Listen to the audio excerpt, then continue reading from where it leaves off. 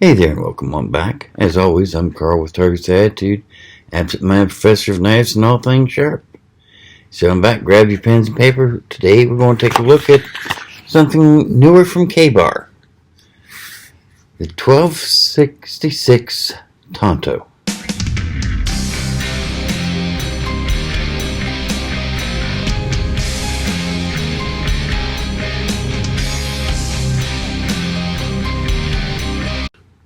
Yes, the 1266 Modified Tanto. Sweet little knife. Very nice. Before we get too deep in this, we do need to get the syllabus work out of the way, don't we? So, for those of you who are new to the channel, welcome. Here on Fridays, we do mainly knife reviews. Occasionally, I'll do a review of something a little different, maybe some cooking equipment or flashlight compasses.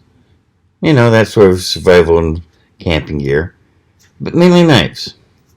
Then on Mondays, I do knife basics, which you really need to know. This is aimed more at the person who's new to the world of knives and wants to know what we mean by all these fancy terms.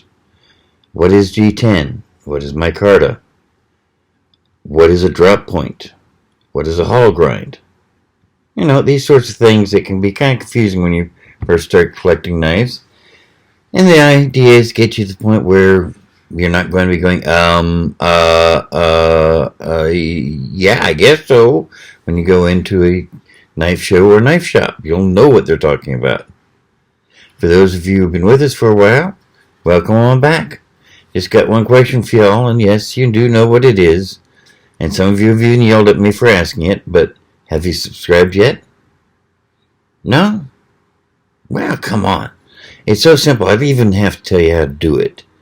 And it is a great win-win situation for both you and me. I mean, the more subscribers I've got, the easier it is to get all these neat new things. Which means there's more videos for you to watch. Win-win, right? So let's help each other out, shall we? But on to this. Now, some of you may be going, Tanto? What are you talking about? That's not a Tanto. Yes, it is. But let's not get ahead of ourselves, shall we? The sheath is injection molded plastic, but very tough. Set up that you could do a molar strapping on it. They've got parts in the box to modify the hang sheath any way you want. And it's not coming out. Not easy. One thing I really like about it is that you can put the knife in the sheath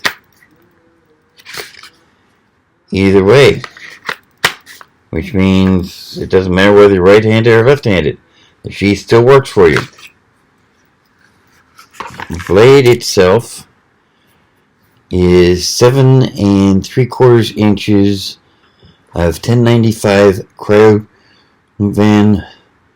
steel, which is K-Bar's. Basically, it's 1095 steel with 1 or 2 additives and then cryo-treated. It's very sweet. The handle is rubberized synthetic. Let me double check here. Sheath handle material. Yeah, Kraton G. I thought so. And as you can see from the pommel, it's got a through tang that's been pinned through the pommel, so I could almost wish they made a version with their classic stacked leather handle. And maybe they will, who knows. But as I say, I can hear some of you saying, wait a minute, that's not a Tanto. It doesn't have the chisel tip. Actually, that's an Americanized Tanto. That style of blade was developed from this style, but Cold Steel, who was the first to make it, was the one that put that clip point on. If you go back in history, all the way back to the as early as the 1500s and possibly the 1400s, this was more or less what a real Tanto blade would look like, except they didn't have the false edge up here on top. It would be straight all the way across. This is what tradition had them giving to the Japanese ladies of noble birth to defend themselves with when their husbands were out in the field fighting one war or another. The Japanese were almost as bad as the Scots as far as fighting each other about over everything and anything. So, yeah, that is what original Tantos looked like. And this one is fairly nicely balanced. Would probably be good at throwing, but the weather's too bad today for me to go outside to try throwing it. All in all, I think this would be a great choice for the field. I'll probably do a second video on it, assuming that it goes through our standard tests with flying colors. Let's go ahead and get that out of the way first, shall we? So, as always, straight out of the box, no touch up on the blade.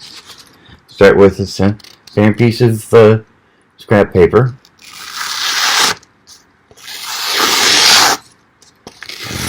Yeah, nice and sharp. I do like that. Not that you're going to be using it to open up many envelopes or that sort of thing, but it's nice to know it can. Corrugated cardboard, on the other hand, this you may be using it for quite often. And right through beautifully. That's not bad.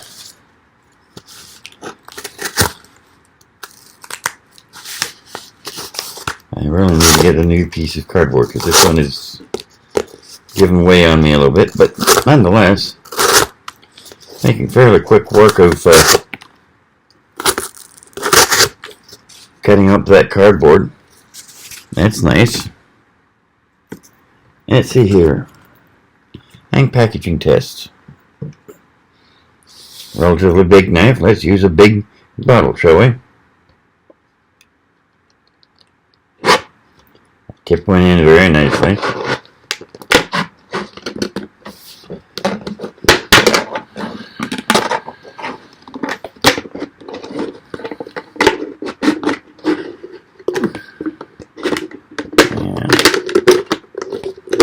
It's trying to hang up a little bit on the spine, but it still made very fast work of that, which is very sweet. And see how it does in paracord.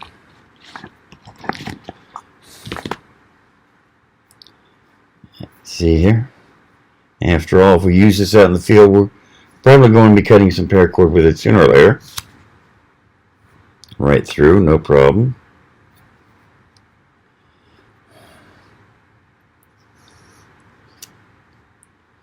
Oh, come on. I still can't really hold things well with my left hand, but okay, cut it beautifully. Very nice. Very nice indeed. Let's wrap this up a little bit better. Let's see, what else do we need to do? Let's go on to leatherneck, shall we? Yeah, not much left to this, but okay. Yeah, if you want to use it to skin a deer, it's going to do the job. And that piece is now completely shot. So far, it's handling everything beautifully. So let's see how it does with zip ties.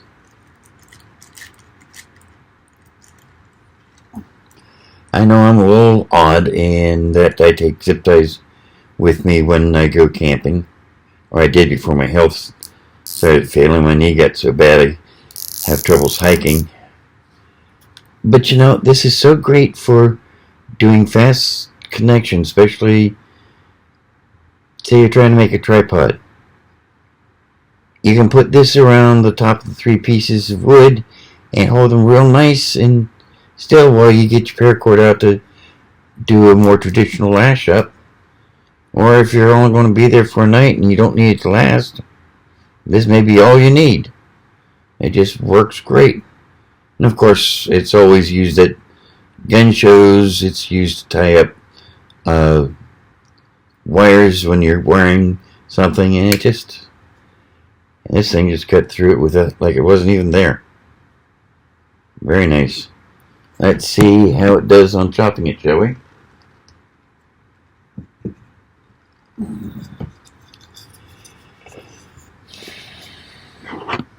Let's see here.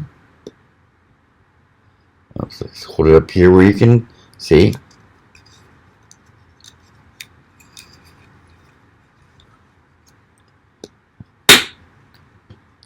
Yeah. Chops it beautifully. Now that we've got the wood out, let's see how it does on this. Admittedly, this is pine. It's a little softer than what you'd often find yourself using, but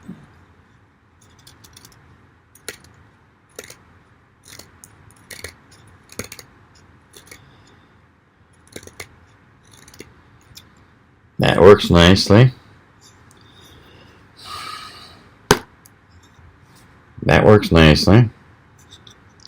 Let's see where my glove is here.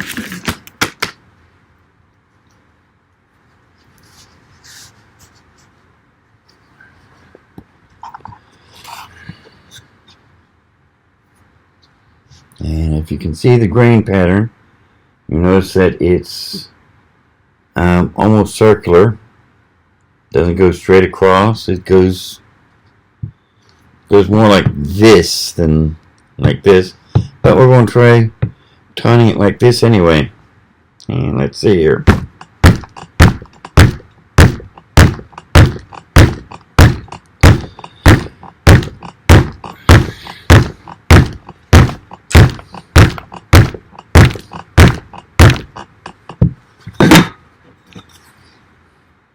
Yeah, cutting cross grain is not working real great. Let's see here. I'll just get my well chewed up piece of the 2x4 here. Let's see how it does on this.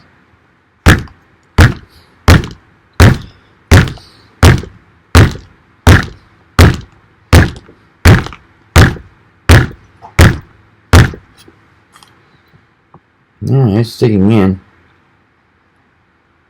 Yep. Very sweet.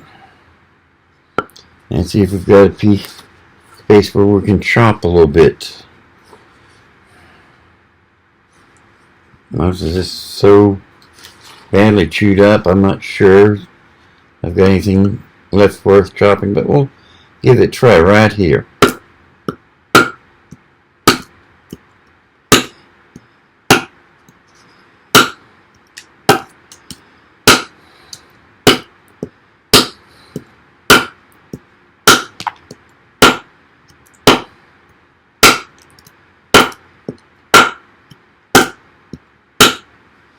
Yeah, chopping that up pretty nicely. So,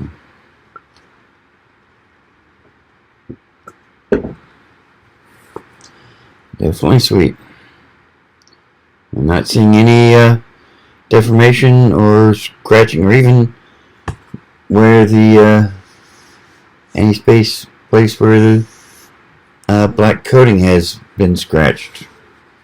Very sweet. Let's see here.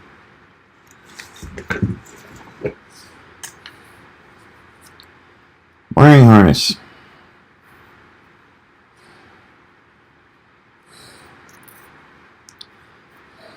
This is a huge ass knife to be cutting a wiring harness with, but you know, if it's what you've got when you're out in the field and you've got to do something about, say, the connection to your trailer or something like that.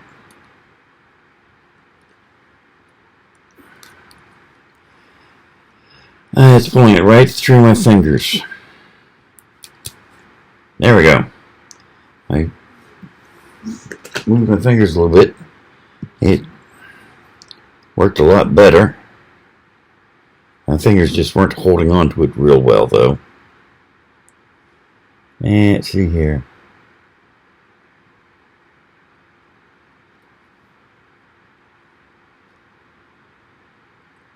Putting the wires pretty nicely.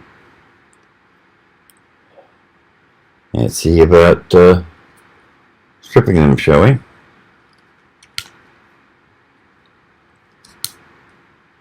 Yeah, strip them beautifully. And still no sign of anything on that blade. Now,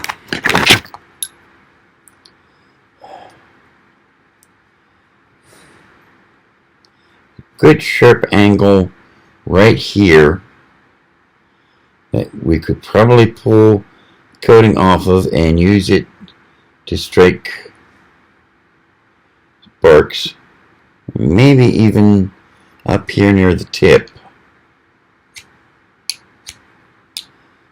But yeah, with that coating on it, definitely not going to strike sparks on a ferro rod. On the other hand, that's why I always keep a small piece of steel on mine.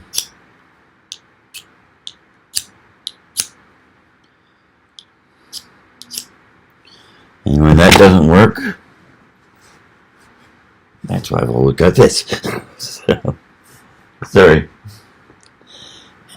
But so far this thing's been doing great. I really like this. So let's get out that piece of paper again. Make sure we didn't take any damage. No, we sure didn't.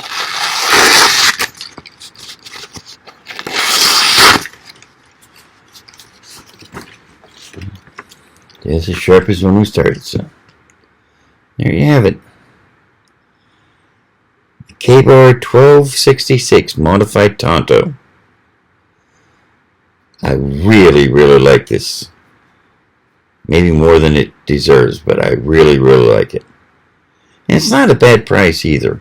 I mean, it's just a retail price on this, if I remember, is right around $123.95. So obviously I've got a little cheaper on my website, but this would definitely serve you well out in the field. And I also like the fact that you can put it in the sheath either direction.